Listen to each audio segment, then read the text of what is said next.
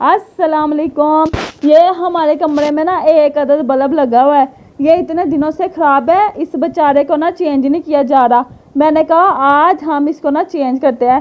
ये ऊंचाई बहुत है, इस तक तो मेरा हाथ नहीं पहुंच सकता। और पाई के ऊपर मैं चेयर रखती हूँ, फिर उसके ऊपर चढ़ के ना इसको चेंज करती हूँ। देखते हैं मेरा हाथ पहुँचता है या नहीं पहुँचता। हाँ पहुँच गया, शुक्र है मेरा हाथ पहुँच गया। अब मैं इसको उतारी हूँ, इस हाथ उतारने तक तो मेरा हाथ पहुंच गया। अब लग भी जाए, मैंने लंबा हाथ करके ना इसको उतारा है, अब इजीली लग भी जाए। भैया लग नहीं मुझसे सकता क्योंकि मेरा हाथ उस तक पहुंच ही नहीं सका। अब जो लंबे कद वाला ना उसको मैंने बुलाया, भाई तुम्हारा ही काम है, तुम इसको उतारो। लगा लिया लंबे कद ने, ये उसके बस का ही काम था। छोटे कद का कहाँ इधर तक हाथ पहुंचना था। ये देखो हमारे कमरे का हाल कितना ज्यादा बिखरा हुआ है। गंदे कमरे को देख के गर्मी में वैसे ही बहुत बुरा हाल होता है। धोने वाले बर्तन कैसे इधर पड़े हुए हैं अलग अलग, देखो कैसे बिखरे हुए। मैं पहले इन धोने वाले बर्तनों को ना इकट्ठा करके बाहर रखाती हूँ, फिर ही आके ना कमरे की डस्टिंग करते हैं। सफाई करने से पहले ना बहुत ज़रूरी है कि कमरे की डस्टिंग करना बहुत ज़रूरी है। जब तक ना कमरे की डस्टिंग ना कमरे को जितना मर्जी झाड़ू लगाओ पोछा लगाओ कमरा साफ नहीं लगता है। इसलिए उसकी ना सबसे पहले डस्टिंग करना बहुत ज़रूरी है। इसलिए मैं फटाफट से ना सारी चीज़ों की डस्टिंग कर लेती हूँ ताकि सफाई करने में ना आसानी हो जाए। ये चारपाई को ना झाड़ना बहुत है ना ज़रूरी है। हमारी छत में ना क्या हमारी छत ना इसके ऊपर से ना मट्टी गिरती रहती है, इसलिए इसके ऊपर ना मट्टी गिर गिर के इसका बुरा हाल है। इसलिए इसको जब तक अच्छी तरह से झाड़े ना तो इसमें से मट्टी नहीं निकलती।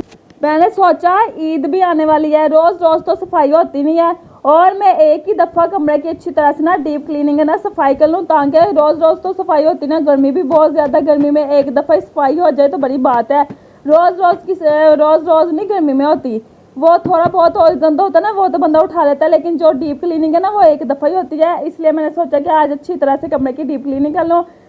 मैं 1 बाय 1 डस्टिंग कर और मैं हर चीज़ की ना अच्छी तरह से डस्टिंग कर रही हूँ ताकि एक दफ़ा ही अच्छी तरह से सफाई हो जाए। ईद भी नज़दीक है, उस टाइम ना मुझे करनी नहीं पड़ेगी। अगर मेरी अच्छी तरह से एक दफ़ा ही सफाई हो ना तो ईद के करीब ना मुझे अच्छी तरह से करनी नहीं पड़ेगी, क्योंकि अभी से मैं अच्छी तरह से कर रही हूँ ना, इसलिए मुझे फिर टेंशन नहीं होगी और फिर मैं दूसरे काम ना आसानी से कर सकती हूँ। इसलिए मैं हर चीज़ को ना अलग अलग से सही तरह से ना उसकी डस्टिंग कर रही हूँ अच्छी तरह से ताकि अच्छी तरह से चीज़ चमक जाए और रोज़ रोज़ ना हो। ये जो हमारी पेटियाँ नज़र आ रही है ना ये इस तरह की नहीं है। ये पेटियों के कवर, चेयर के कवर और कुशन के कवर, टीवी ट्राली के कवर ना हमने धोए हुए हैं और वो इसलिए नहीं बिछाए क्योंकि ऊपर से मिट्टी गिरती है और वो ऊपर गिर के ना गंदी हो जाएगी। उसको ना धो के रखे हुए हैं कि ईद में जब 2-3 दिन रहेंगे ना तब हम ना इनके ऊपर शार चढ़ाएंगे। अभी नहीं चढ़ाए क्योंकि फिर गंदे हो जाने के बार बार थोड़ी धोए जाते हैं। ये जो कवर होते हैं वो भारी होते हैं, इसलिए इनको एक दफ़ा ही ना धो के रख लिया है। कमरे का ना सबसे मेन पार्ट होता है बेड। इसकी चादर ना अच्छी तरह से ना झाड़ना बहुत ज़रूरी है। ये जो हमारी बेड की चादर है ना ये मुझे बहुत पसंद है। इसकी वजह यह है क्योंकि ये ऐसे लगते हैं जैसे वेलवेट के, लेकिन ये वेलवेट की नहीं है। वो जो कपड़ा नहीं होता ना लॉन से थोड़ा सा टफ वाला कपड़ा होता है, मुलायम वाला, वो वाला कपड़ा है।